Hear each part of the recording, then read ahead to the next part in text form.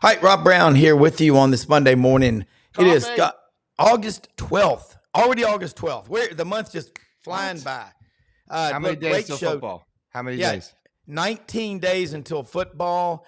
If anybody's keeping track, that's 456 hours. Just if anybody's keeping track. No, I'm not. I'm not. Yeah, I am. I know Kirk McNair is. I guarantee you he is. Hey, Kirk McNair, Bama 247. He's the originator of the great Bama magazine. Man, this is one I've wanted for a long time. Looking forward to having him on. Anwar Richardson he's from Lakeland, Florida, but he writes for orangebloods.com covering the Texas Longhorns. There you go, hook 'em. Come on. And segment 3, one of the young'uns, one of the good uns, as Coach Dye would say, he's a good un. He's a good un. Will Hearn, Bulldog Illustrated, up at University of Georgia in Athens, right near the poultry capital of the world. Hey, get pen and paper handy. Smash the subscribe button in the bottom right-hand corner because we pull out of the driveway like somebody living in the median on I-55 South doing 105, Sammy Hagar. So In we'll be right reverse. back. Let's go. In reverse. Get your pen and paper. Yeah. Here we go. That's right. Pen and paper.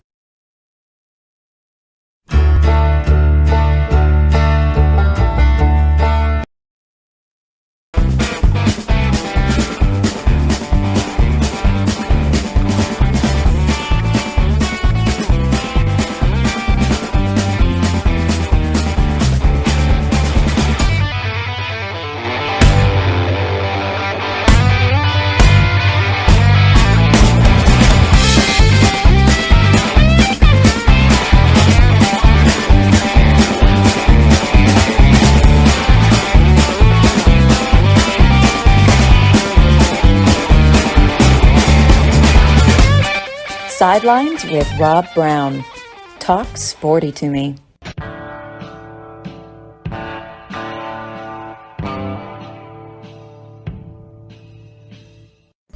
All right, man. Kirk McNair, glad to see you. I got to finally meet you in person after knowing who you are forever from people that know you, and we both know you are one that I say really want to have on talking not just Alabama but SEC and football in the South. And I want to say first off, again, thanks for coming on this morning. Tell us about who you're writing for now because you have started a lot. I was telling Brendan, my producer, before the show what all you've accomplished, but the history with the magazines. I can remember 1981 getting my copy of Inside the Auburn Tigers, and I think you had something to do with a lot of other magazines, but let people know about it because I love them.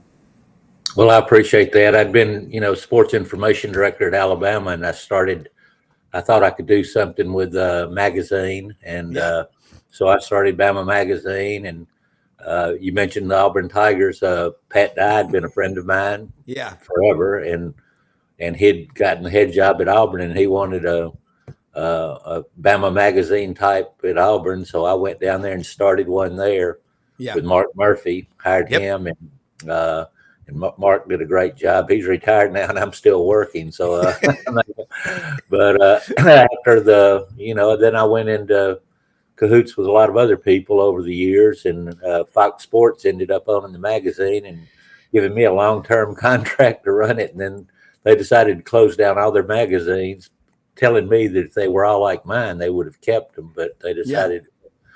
But I still had a contract, so that was kind of the life of Riley for a few years. And but I've hooked up now with 247 Sports, which is connected with CBS, of course, owned by CBS actually, and that's who I really work for. But pretty good gig too here with a great team at Bama 247 and my instructions have been to do what I want. I said, well, I can do that. So that's what I do. But of course, I like what I do. I like Alabama football, and I like college athletics in general. And so it's fun to keep up and to keep active.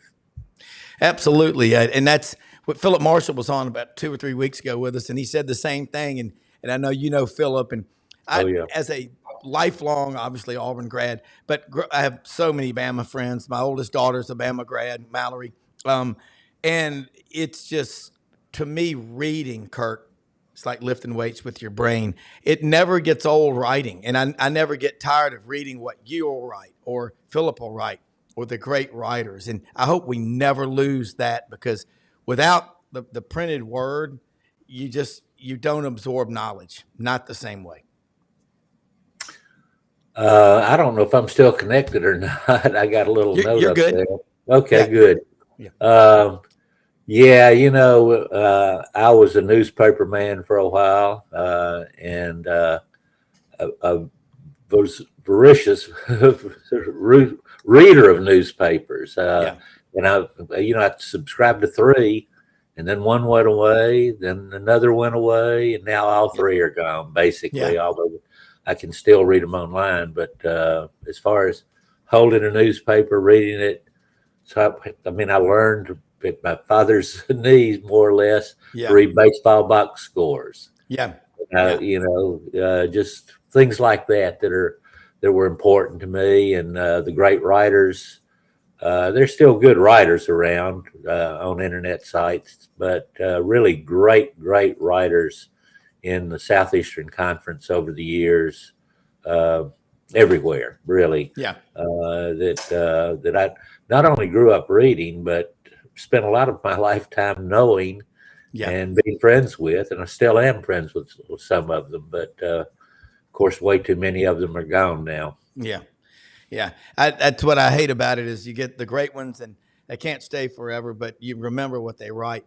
Let's talk about Alabama right now. Kalen DeBoer, I saw you out there at SEC Media Days.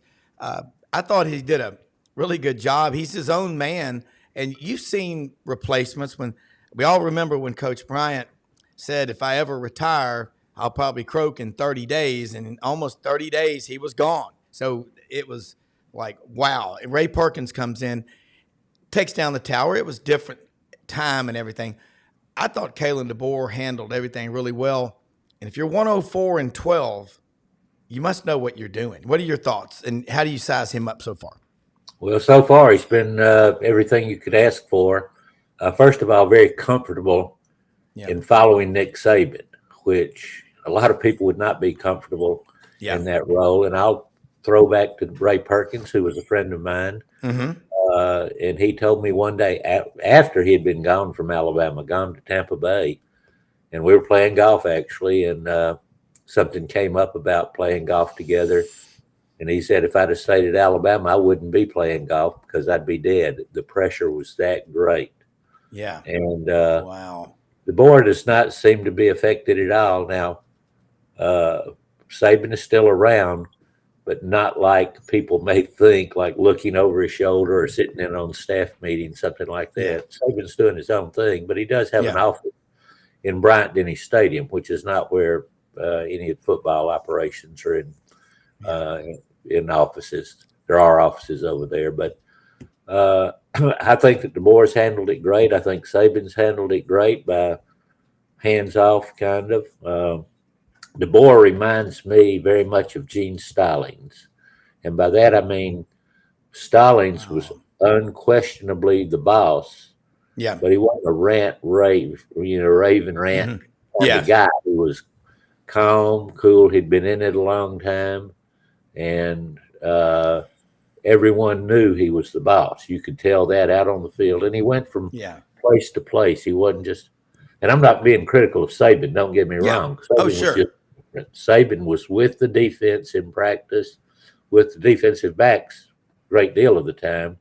DeBoer said, I coach all of these players, so I want all of them to see me during practice. And so he moves from group to group. Not saying a lot that we can hear over on the side. We could hear Saban, and I bet you could. Anyway, I just say he reminds me a lot of Gene Stallings, very controlled, and obviously, as you mentioned, his record speaks for itself. So I like him. I like his staff. Players always love their coach. They can change 3 different coordinators, for instance, or 3 different position coaches in 4 years, and the players will think everyone's the best they've ever had. So that's an easy part of the transition. Yeah, and it is. And you saw when Kalen DeBoer was talking. I mean, and I asked him a question. I mean, people. I think he was Division II and Division III, but he worked his way up, and he's from like Millbank, South Dakota. Hell, Josh Heupel's from Aberdeen, South Dakota. We got two of them from South Dakota. Uh-huh. If you had a chance to sit down with Kalen DeBoer and ask him, someone asked the question, "Why did you take the Alabama job?" And I think the reply was, "Why would you not?" Right. Actually, I have not sat down with him. We have chatted briefly a few times, but his time right now is pretty tough, and I've decided to. We spent some time with him. Just a small group of us spent some time with him, sort of off the record. Yeah, it wasn't anything big. wasn't a big deal. It was just chatting about different things. I'd kidded him because Dennis Dodd, excuse me, of CBS Sports had written a great article, way more work than most people would want to do. And in there, he said that DeBoer had, upon meeting him, had said, "Do you have my phone number?" And I was talking to Dennis Dodd about that in Dallas, and so when we were meeting in that little off the record thing with DeBoer, I reminded him of that and said that I didn't have any real interest in calling the head football coach at Alabama, but could I get his phone number? Yeah. He, of course, declined in a group setting to do that. But so then I had occasion to get in touch with Dennis the other day, and I said, "Hey, I got your number from DeBoer," and he laughed at that. Yeah, we've had him on the show a number of. Dennis is like you, true grit journalist, and I saw y'all were nonstop working, and that's. I was just curious. I think Greg McElroy said it at the Touchdown Club in Memphis for our summer speaker series. I think it was May the 13th. He did say Kalen DeBoer had given out his number to people, and they told him and Cole Kubelik said, "No, don't do that because it's crazy down here." But he seems very, very like he loves what he's doing, and I think he's going to be working out with the guys. He's a hell of an athlete, Kirk. Right? Yeah, he is.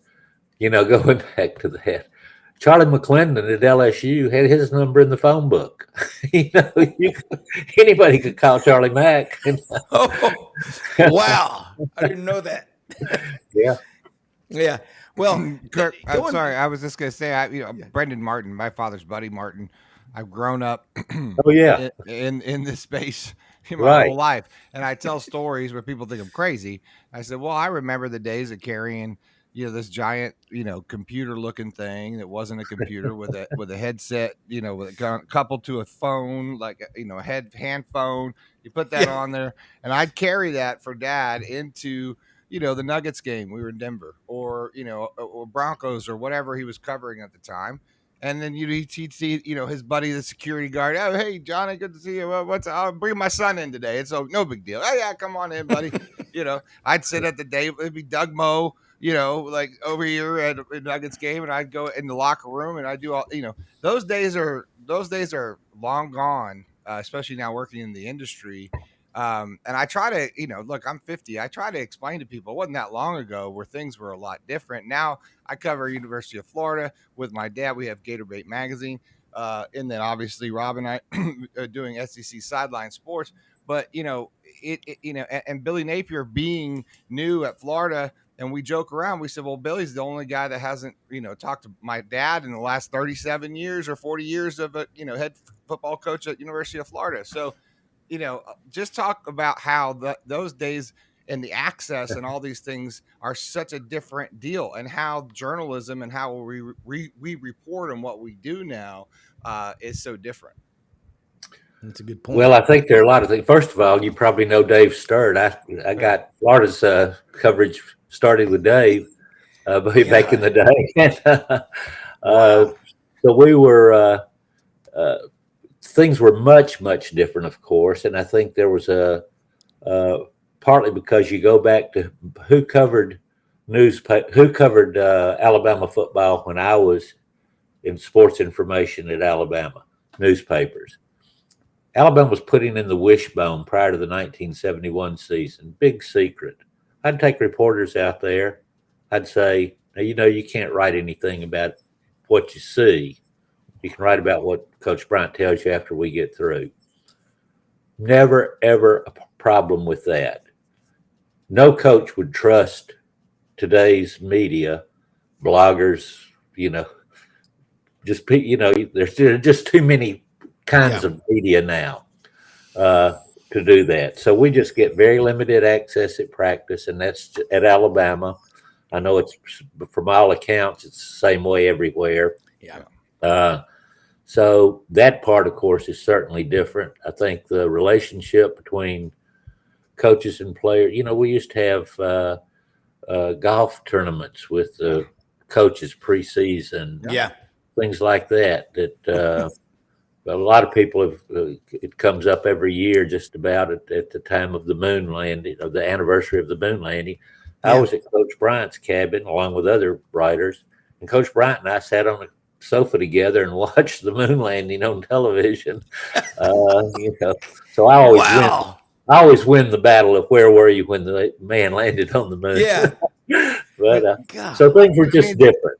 Yeah, they were different, and and Rob and I are gonna, and hopefully you'll join us. Is that one thing I want to do? Is I want to capture the great stories of that time before everyone's gone. Like you said, we're all getting older, and obviously these great written verbal tales, are sort of gone. They're written down here and there, but talking about these, because you had the access, and I think in a lot of ways, it's too bad that we've gone, for everybody, that we've gone this direction, because I think it kind of takes that family vibe out of it a little bit. Not that you want that, but we're reporting on sport, right? Yeah. We're not reporting on person. I don't care, I still don't get into all of that other stuff anymore, because Dad didn't write about that. We wrote about the game. We wrote about players, the coaches, the X's and O's. I don't watch sport because I want the drama. And I think, and that was sort of a part of that written, unwritten rules or whatever, rules of the road. It's too bad there couldn't be some sort of trust, somewhere in the middle, because I think everyone would benefit, including new coaches coming into a program like BAMA, right? Well, I agree with you 100% on everything you said, and ditto. I think new coaches is very interesting. In fact, I've got a note over here on the side of my desk of something I'm going to look into about coach changes, and the regularity of that at different schools is different. Obviously, over the last 17 years, Alabama had one, and most schools had quite a few, some more than others in the SEC. So that wasn't all because of Saban, but it was probably partly because of Saban. Everybody wanted to be like him and hired his assistants at a regular basis, as we see around the conference. So it's there are a lot of things that are of great interest, but still, what's number one? We'll start in not too many days from now. We'll start on what really matters, the games. Yeah, absolutely. You're right. And Kirk, just a couple of more minutes before we let you go. We're going to bring you on for a longer segment going forward, because I'm with Brendan. We'd like to do, I think this is an SCCU podcast, Brendan, with just Kirk, to get you and your father and me with Kirk. Kirk, we'd love to have you do it. Just your reflections, because man, it just makes me feel so good hearing these stories, what you said. Let people makes me feel old. No. Hey, my dad's 96. He's listening right now. He said the key to life, have friends older than you, your age, and younger than you. So that's the key. But I've seen you on so many documentaries. You got a calming presence. Let people know how they can follow you and keep up with you. And let's do this again very soon. Monday, we kind of do sort of a rapid fire, but I like what Brendan said, the stories. And what is off the record, to me, is sacred. You cannot ever violate that. Your honor is dearer than your life. It's that simple. Yeah, that's a career killer if you can't do that. So, that's right. Well, it's been my pleasure to be here. I can be found every day BAMA 247, part of the 247 Sports. We're the Alabama affiliate of 24/7 Sports. Yeah. Well, it's like Ralph Jordan Jr. is a good friend of mine. He said one time they were at Lake Martin at the cabin, and Coach Bryant, the families were there, and he was sitting out on the porch at Lake Martin watching a cowboy movie. Coach Bryant came out there with him and said, "Hey, what you watching?" He said, "A cowboy movie." Coach, he said, "Mind if I watch with you?" People need to hear those. You know what I'm talking about. And our mutual friend in Memphis, the stories it's why we love the game so much. But man, it's an honor to have you, and we're definitely going to ask you to do an SECU podcast here in the next couple of weeks if you'll do it with Buddy Martin, you and me, talking about just journalism, writing, and history, because this is one of the best segments we've had because you've got so much respect. I just wanted to tell you that. Well, it's been my pleasure. Thank you. All right, we'll do it again soon. You, Thanks. Thank you. All right, I love that. Let's bring in Anwar Richardson. Now, look, Brendan lives in Ocala, Florida. I think they get the worst weather on the planet. You're from Lakeland, Florida, but you live out in Austin now. But, Brendan, this is Anwar Richardson, orangebloods.com. Met him a couple of years ago at Media Days. Guess who he covers? Not Tennessee, not UT Knoxville, but UT and Austin. How you doing, man? I'm doing good. I'm looking forward to the real UT debates over the next several years, yes. AKA the rest of my life, apparently. Yeah. It will be eternal, man. What'd you think about SEC Media Days out in Dallas? Well, actually, as you mentioned it, Rob, that's probably like the third one I've been to. I was at the one in Atlanta, a couple of years ago. Then we had the one in Nashville last year, and of course the one here in Arlington just a few weeks ago. So hasn't been my first rodeo. I mean, I feel like we've been talking about Texas coming into the SEC for about 3 years now, realistically, and so I feel like it's finally here. I felt like from a performance standpoint, we're just judging that. It looked like Steve Sarkisian felt really comfortable. A lot of that stuff, you go through these media days. It's kind of like Bueller, and then and then eventually someone comes and gives you life. Like Kirby Smart comes and gives you life. You're like, oh wow, I woke up, like I'm actually paying attention now. And then Steve Sarkisian was one of those charismatic guys that you looked at and you're like, oh, okay, he feels good. He feels good about his team. He feels good about the depth that he has on the team, saying that is the deepest team that he's had in all his years that he's been here. Feels good about the quarterback that he's had, that Quinn Ewers going into year 3 as a starter. And he talked about basically being respectful for all the teams in the SEC, but their goal is to come in and compete for a championship in year 1. Yeah. And so not shying away from the expectations, understanding that there's respect in the league, but like they have a goal in mind. So, overall, I mean, look, as far as the SEC is concerned, it's first run, right? And everything that they do, first run, first class, like you love everything about it. But then Steve Sarkisian trying to feel like, hey, they fit in and they're ready. I thought that was pretty, entertaining and informative as well. Well, you know what calms everybody down is playing the damn games.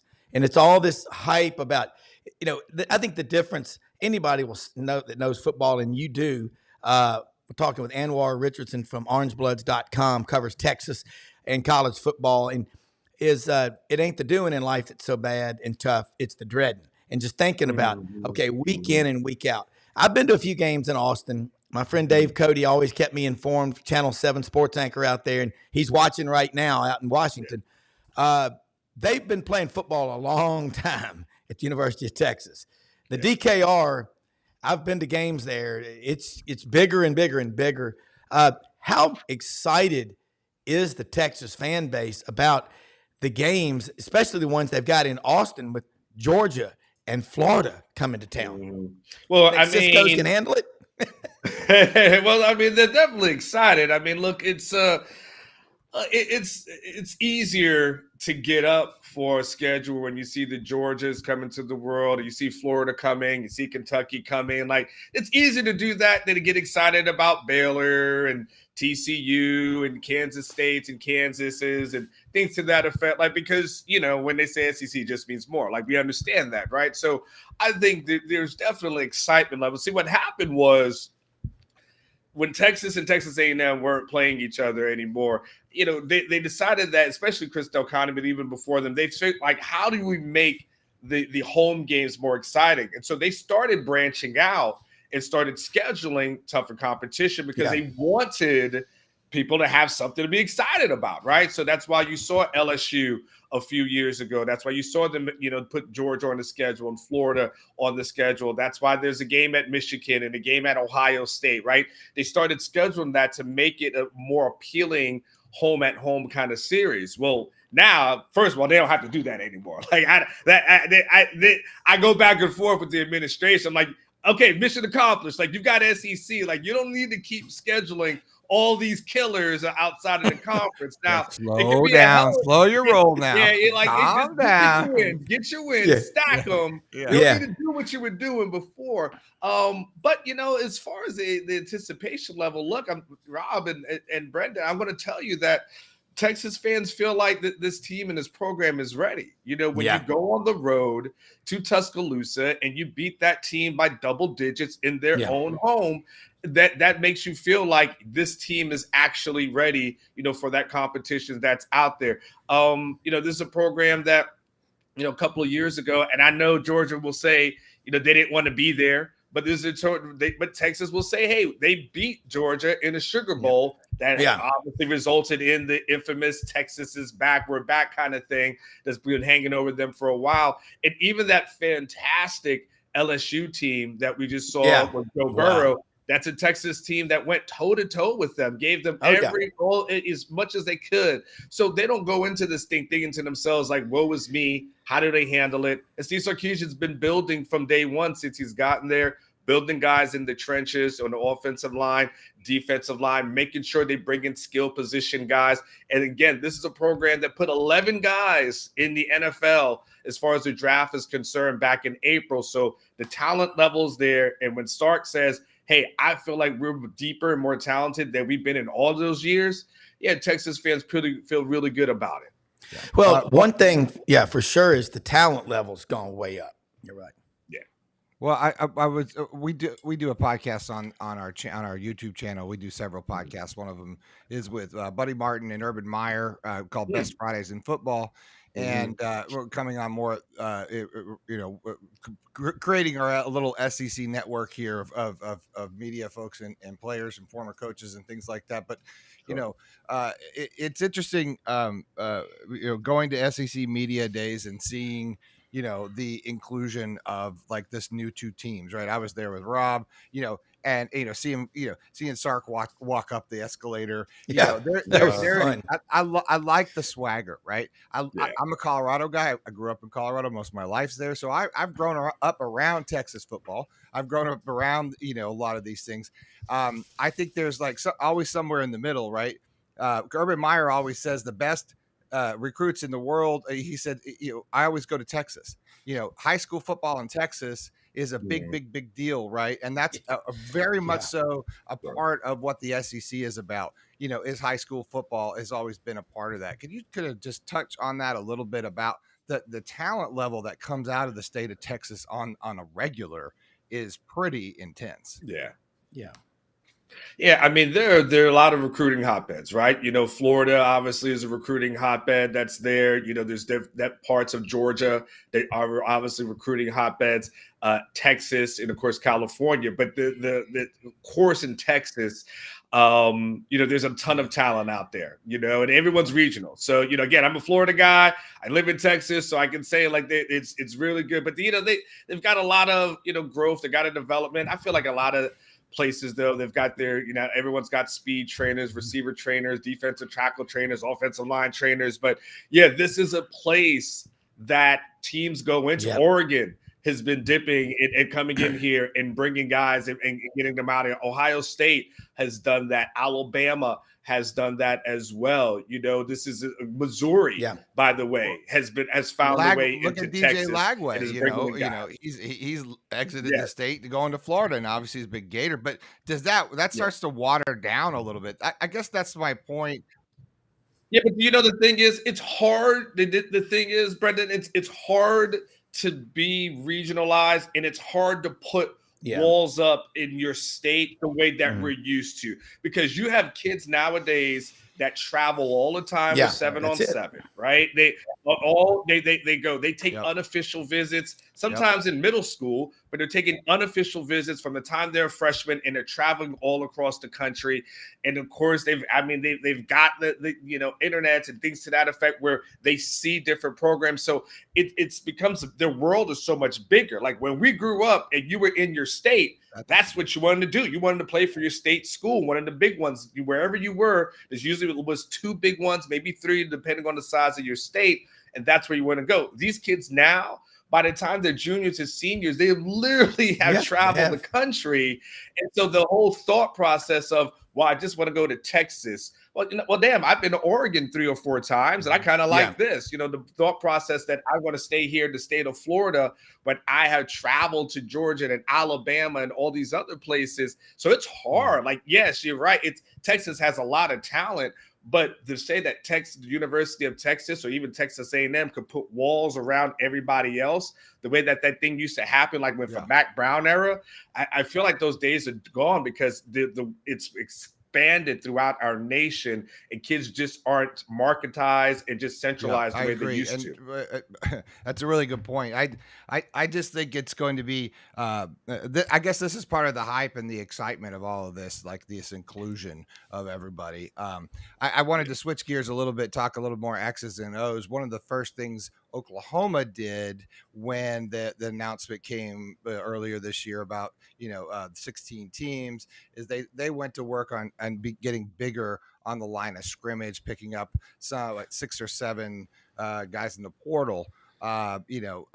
Texas doesn't. Do you think Texas really needed that as much, or did they go to work on any of getting bigger just to compete at that not at the level, but just it's a different style? I'll say this. I mean, I can't speak for Oklahoma. I hear what you're saying, but I know when Sark got there, one of the things were they looked at the line of scrimmage and said to themselves, this ain't good enough. And this was before that the whole SEC thing came about, because their thought process was, well, if we get out of the Big 12, we're going to have to face an SEC team, and we don't have a line of scrimmage that's big enough. So they started recruiting really heavily. So you remember a few years ago, you heard something about the Pancake Factory, where all the offensive linemen were getting a certain, I think $50,000 a year, and they went up and got a bunch of guys. So, like for instance, at the left tackle position, a guy by the name of Kelvin Banks, right? He was at SEC Media Days. Everybody believes he's either going to be the first or second offensive lineman that's taken off the board. They've got other guys on that offensive lineman that I think are future guys. They've got Jake Majors, been there for a while. They've got Cam Williams on the outside, big guy, 6'4", a little less than 350. So, they've got some hogs on the offensive line. They've got a lot of talent and depth on the offensive line. On the defensive line, I think it's pretty similar, but they also they also went into transfer portal as well. They brought in a guy by Bill Norton from Arizona, Jermaine Lole as well. So they went in and added in a bunch of guys from the defensive line. So they're kind of stacked there. So they've been really intentional about understanding that you have to win in the trenches. Again, when you go back to, and I know it's a small sample size, but Texas did obviously make it to the playoffs. But when you go back to the Alabama game, Texas won that game in the trenches. Like, that was the game that if you looked at it closely, that was a game that they won in the trenches. They were able to get the Devondre Sweats and Byron Murphy. Those guys were able to pressure the quarterback. To Byron Murphy ends up being a first-round pick by the Seahawks. You saw he was making a little noise over the weekend. Devondre Sweat was a second-round pick. They have to replace those guys, and they feel like they have some guys with Alfred Collins, Vernon Broughton, and a bunch of guys who can rotate in. But they've been really, really intentional as far as recruiting that kind of talent. And then they've brought in some guys that I think will be rotational as well. And they also feel good about the edge guys, a guy by the name Baron Sorrell. And then they also bring in a guy from UTSA who was a double-digit sack guy as well. And so they've got some talent on that. Talk about some of the freshmen. I think, is it Rich Wingo from St. Louis, wide receiver? Ryan Wingo. Ryan Wingo. And, St. Louis. Yeah. There's a lot of talent, and you know about East St. Louis. I mean, that was a superpower program for years, and Texas will go out of state and get a player, but my God, when you're producing 400 D1 players a year, and Florida's like second at about 380. I got a question for you. You talk about those freshmen, but also how big is track and field for high school in the state of Texas? I mean, because that makes football even better. Exactly. Yeah. Oh yeah. I mean, they arguably have now that part. They might have the best athletes as far as that's concerned. You could look at the Olympics and look at the guys, especially track and field, University of Texas. Like they've got now track and field is huge. Well, in Florida like too. I mean, look at it just makes football. It's your insurance policy for every other sport. Yeah. Now the Ryan Wingo kid. He's a 5-star. Yeah. He's legit. Like I've heard a lot of comparisons as relates to him, and I hate to do that because I hate to put it out there for the guy, but I will say this: the one thing I know about Steve Sarkisian is if you're a freshman and you can ball, you'll play. Like Xavier Worthy stepped on campus, and from that moment he stepped on campus, he was a starter. He never looked back. Now Ryan Wingo is not going to be a starter this year, but he's a guy you just take a mental note. And then a year or two from now, you want to be the smartest man in the room and say, you know what? That Ryan Wingo guy, man, I was talking about him in 2024 and look at where he is now. That's one of those guys that'll make you look smart because he's certified. He's going to be a baller. They've got some talent in that room, and they bring in some guys for the transfer portal like Isaiah Bond, who you probably nightmares, 4th and 31. Yeah, so they've got an Isaiah Bond. They've got a former 5-star by the name of John Tate Cook, who's going to be, probably starting in the mix. They bring in a guy like Silas Bolden from Oregon State, speedy little receiver, to bring him in as well. I mean, the thing that Texas has done, so there's a lot of programs that go out and they use the transfer portal as the way to fill the roster. Texas uses it more like NFL free agency to fill holes. When you see a team in free agency in NFL and they're going after someone, it's usually because they missed in a draft. And that's usually what happens. So in order to make up for that, you've got to fill that hole and you go into free agency. Well, that's how they view it. They're not going to be the team that goes out and gets 15 and 20 guys or anything extreme like that. But they're going to go out and they're going to get the elite guys that are out there. And they're going to bring those guys in and fill holes the same way they did with Adonai Mitchell last year. Hey, we just need you, come in for 1 year, go to the NFL. That's how they view the NIL. So they've got a lot of talent, especially. And look, it helps to have some of that Texas oil money, though. I mean, you're right. Oh yeah. Listen, they ain't going poor here. And listen, the one thing about Texas, I will give them credit, and they're finally, I feel like, embracing their personality. And their personality is that, hey, we've got some money, right? We got some money. And guess what? We're going to throw Lambos on the field and let everybody know that we've got some money out here. We got some NIL out here. You want a Lamborghini, potentially. Well, look, I promised, I know you've got a schedule. You got to stay on. We'd get you out within about 15, 17. We could talk to you all day, but you are really, really, really good. Yeah. We got to get you back on more often. I know, we're going to be doing it, especially during football season, but you cover the horns all year round. First off, thank you so much for taking time with us this morning. Let people know how they can follow you and just leave us with something we don't know about what's going on with Texas that we need to know about that you can tell us. First off, good morning to you, Chicken 1515. Feel free, by the way. Hey, no. I got a show that's coming up in the next 20 minutes, Chicken 1515. I actually have Oklahoma fans who watch the show. So if you get on Orange Bloods Live, look for me at 9:00. I have Overreaction Monday coming in 20 minutes. I've got Stoopsified. I've got a bunch of Opinion Sports. I know all these OU fans. So come on in and watch. We're family now. You guys can follow me. We're one big Twitter. Family.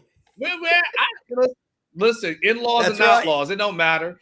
We are all kinfolk. So you guys can follow me right there on More Richardson. I don't tweet out a lot, so you don't have to worry about me overwhelming your lines, with a bunch of things.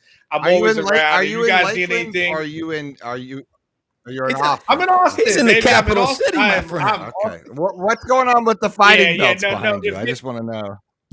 If given a choice, I'm going to be there. Yeah. Oh, these here are. These are.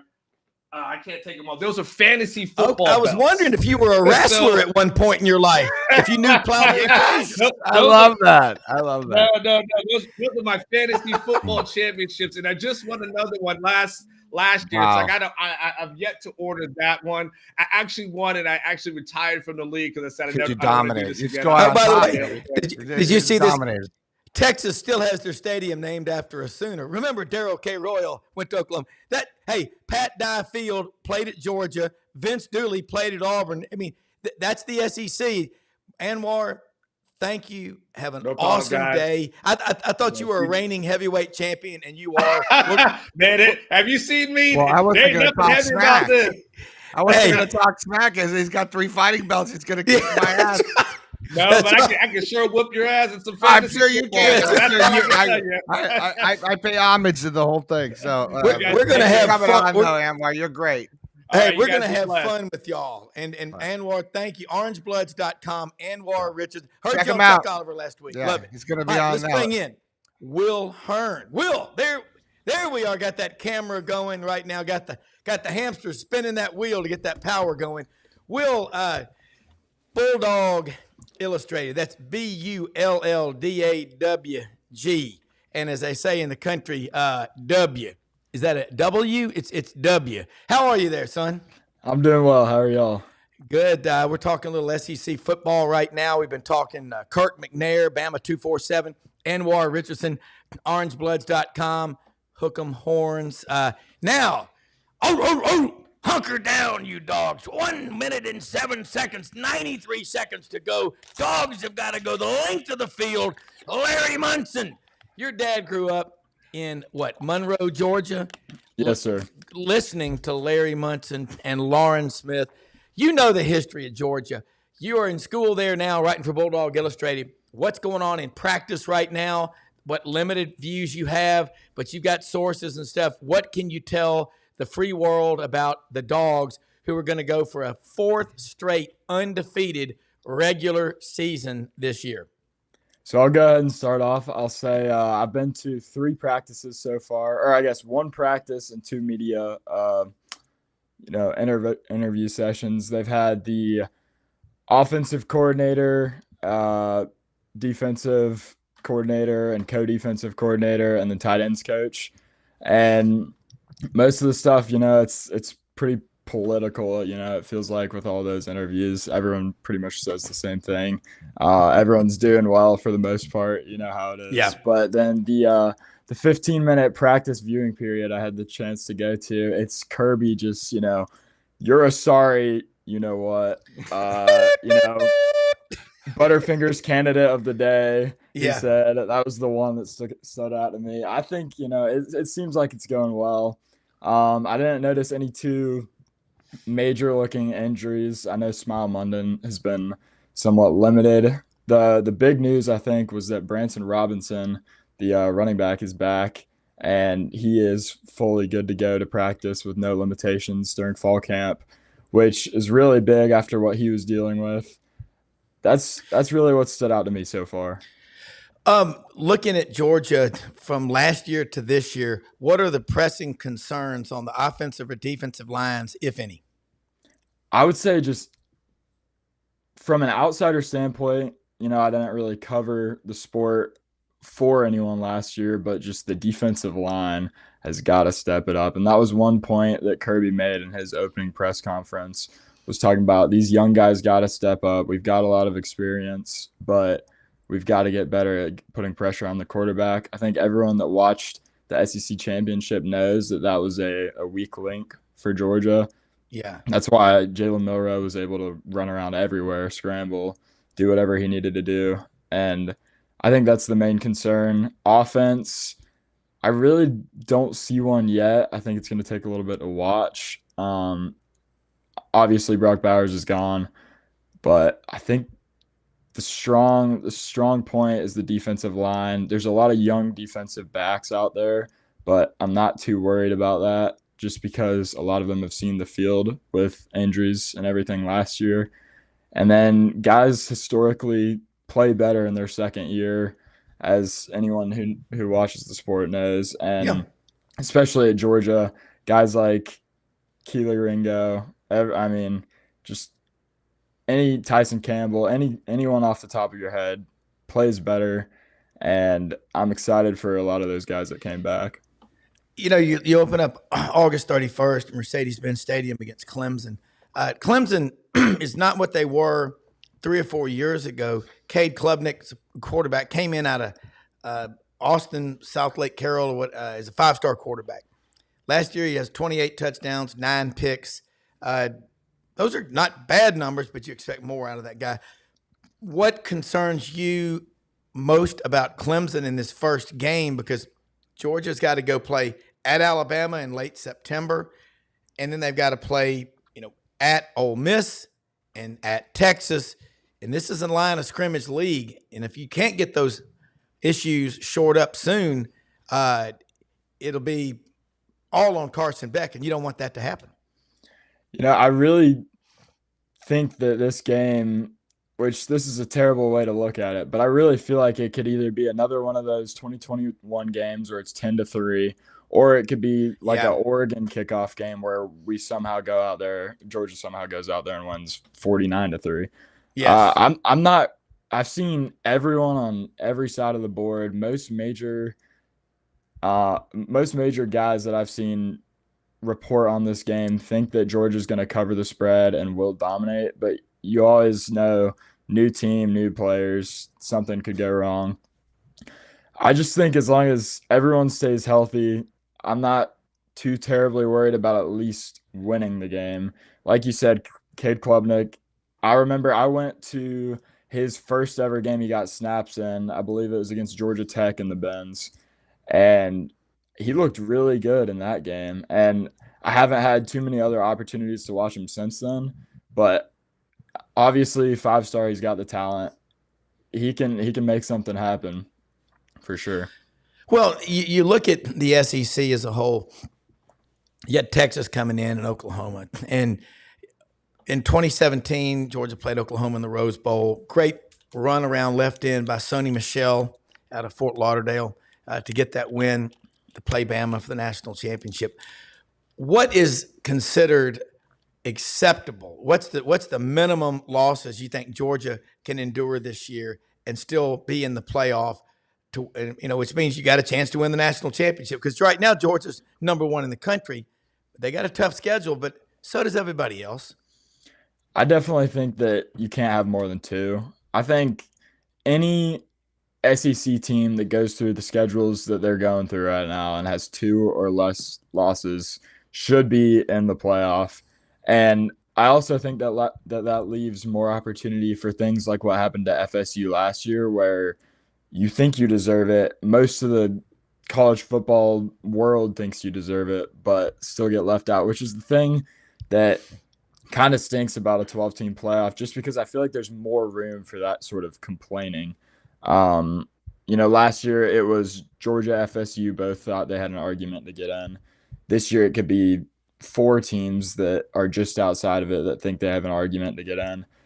But I think, like I said, with any SEC schedule, if you have 2 or less losses, and you said what's acceptable, I think most Georgia fans are looking to go 11-1 or better this season. Yeah. You think about it. Last year, Georgia goes from 1. I was there in Atlanta at Mercedes-Benz Stadium last year. They go from 1 to 6. And I think Florida State didn't get in, had a hell of a team, but the ACC wasn't considered to be that strong of a league.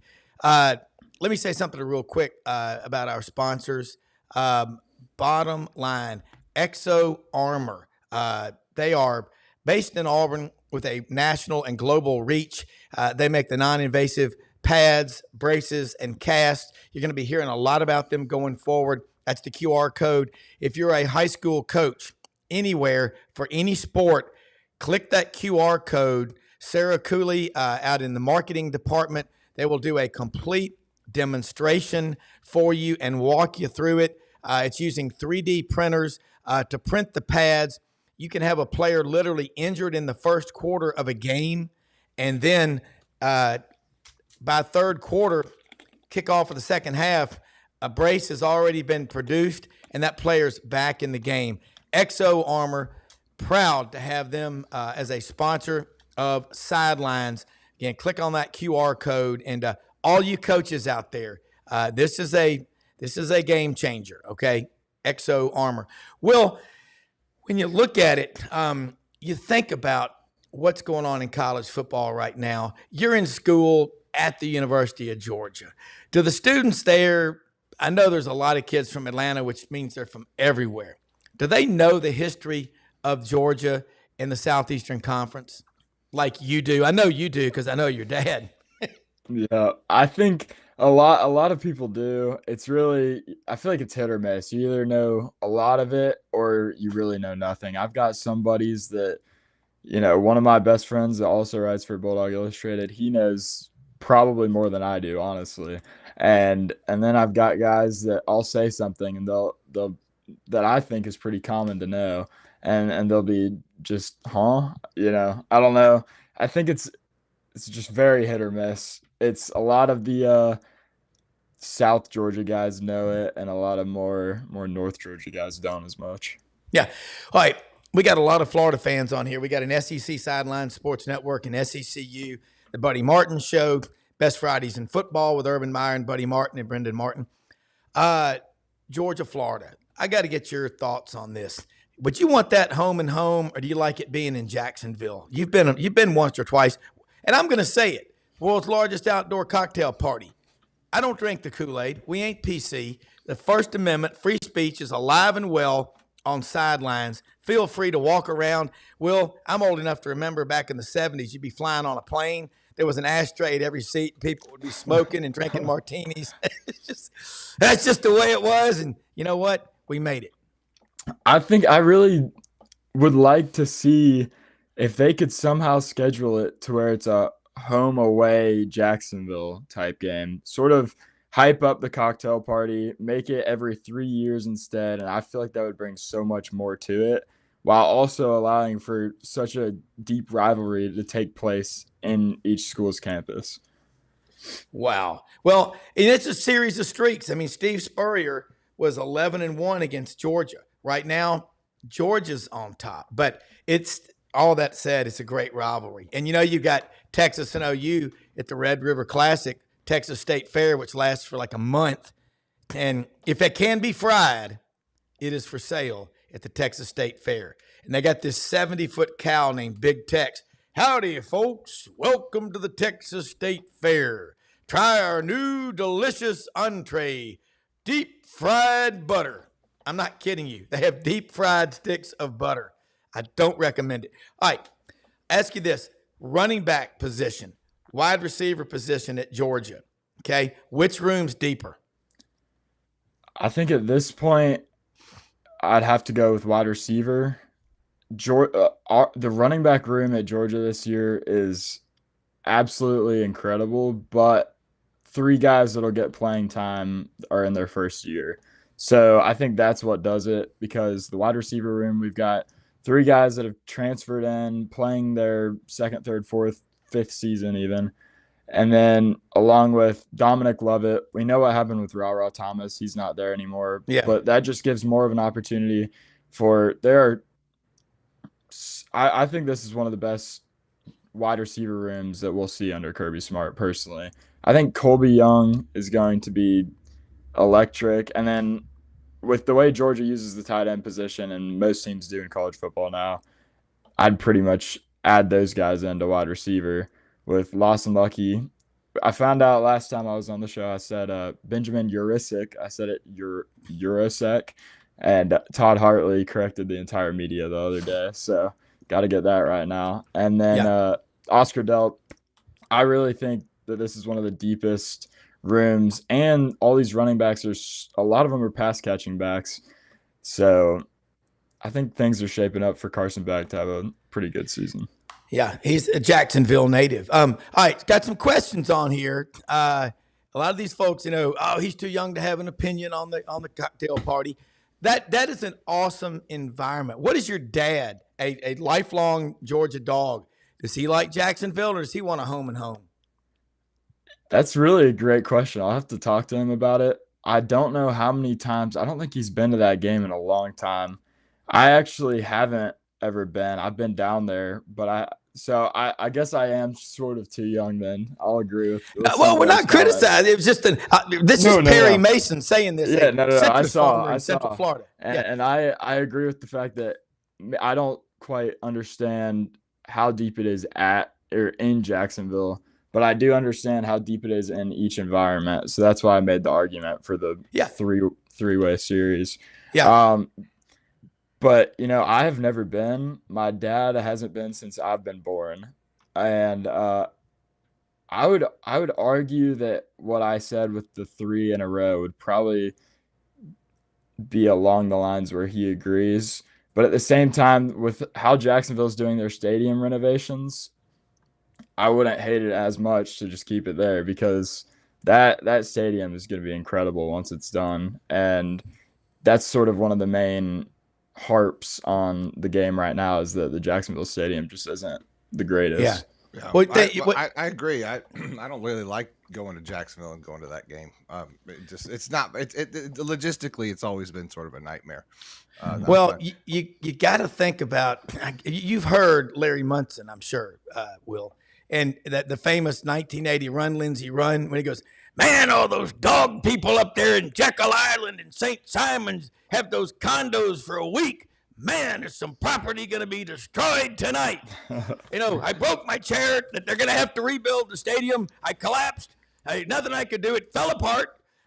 Lauren, what do you got?" "Well, Larry, these Florida fans are in shock. Georgia fans are celebrating, drinking whiskey and dancing, and it's just an unbelievable atmosphere." "All right, that's enough there, Lauren. Dogs win. We gave up. You gave up. Be honest. Admit it. We all gave up, and they got to win." Look, there's a lot of history there.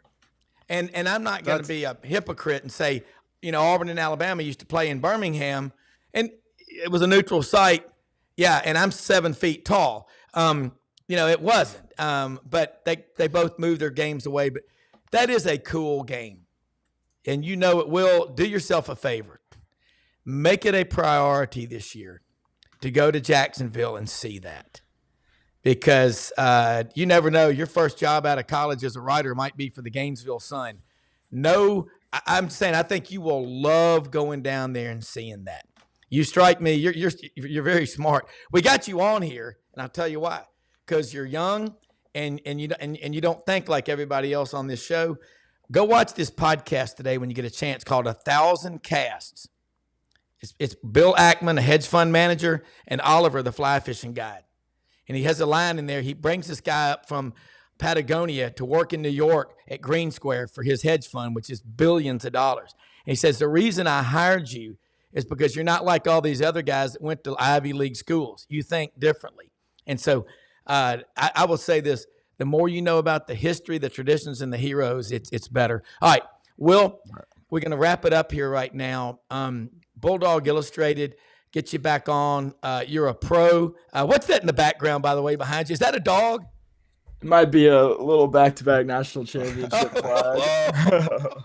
We're not worthy. Okay. Well, my favorite part about having you on is actually watching your cringed face when Rob breaks out into Munson, all these. Okay, no. It's my favorite part. The Munson Run Larry Run is one of the most iconic moments of all time. God, well, I know, but it's just fun to watch your face as you're like, I don't know what to do right now. He's just gonna go on this thing. He's having a moment. He's just having a moment. He's like, I don't know what I'm doing on this show right now. Good job, Will. You're doing a good job. Hey, and I want to tell people, by the way, I have a lot of interns. We have a lot of interns over the years. Laura Rutledge being one of them.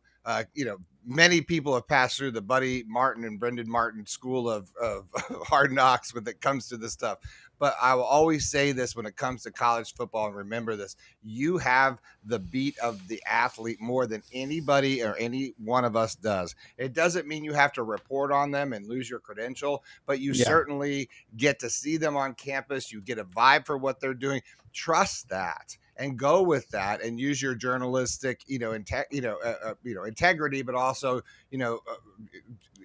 be inquisitive in the sense of it's okay, because you really are the ones that are on the front lines of what's changing and being, the biggest change in this sport in the history of the sport. So it's exciting time for you right now. And, I think this is an exciting time to be a young sports journalist. So good job. Yes, sir. I'm with him, and you really are. And I love Perry Mason. I mean, he's like saying, hey, I've been over 30 times. I'm not criticizing because of age. Just have to go and have an opinion. I really do it this year. We just stepped on their face with a hobnail boot. All right, broke Rob. their nose. All right, I calm love it, down. man. Hey, all right, I know. He's jacked 456 hours away from the start of college football. Will Hearn, Will Hearn, Bulldog Illustrated. Thanks, Will. Yes, sir. Thank y'all. Hey, everybody, have a great day. We are blessed. We are the greatest country in the history of the world. Act like it. Man up. Act like Go make it. great things happen. Help other people, man. Hey, what do we got on the Buddy Martin show tonight, Brendan? What is it? Monday night. Yeah, it's Monday. Monday night, he's got Shane Matthews is on tonight. This is big night. Yeah, I think it's the Shane Matthews show, and he's got other. I think Franz is back. He might be on. So good. I don't know, but check in. It's always a cast of characters. I love the Monday night show and the Buddy and Mark. Aren't you on, Rob? Do you not? Tomorrow night. Tomorrow night.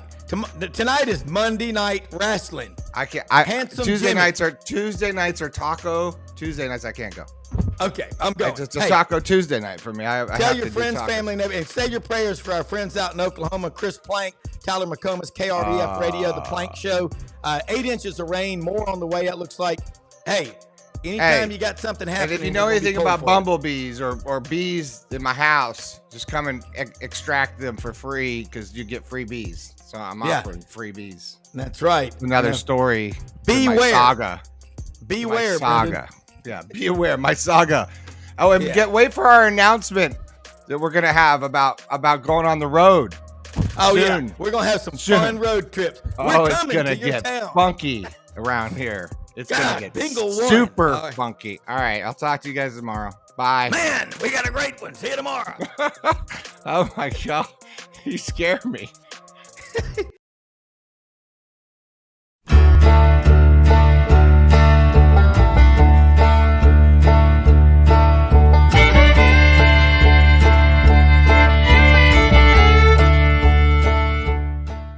In a perfect world, you'd set a health goal and results would happen overnight. In this world, the real world, it takes time, dedication, and the right support to achieve your best self. The Vitamin Shop's health enthusiasts are here to make sure you're not wasting a single moment on the wrong supplements. From the highest quality sports nutrition and superfoods to the most sought after trends, you'll find a huge variety of science-backed solutions for every goal. And the people to help guide you along the path to greatness. Unbelievably, every 2 minutes in our communities, a child is either bought or sold for sex. I am Ari Dickey, board member for the Nashville Anti-Human Trafficking Coalition. Join me and millions of others in our fight against human trafficking and for its victims by helping to educate the most vulnerable among us, our middle and high school students. Go to nhtcoalition.org, become a partner, and help keep our families safe, because none of God's children are for sale.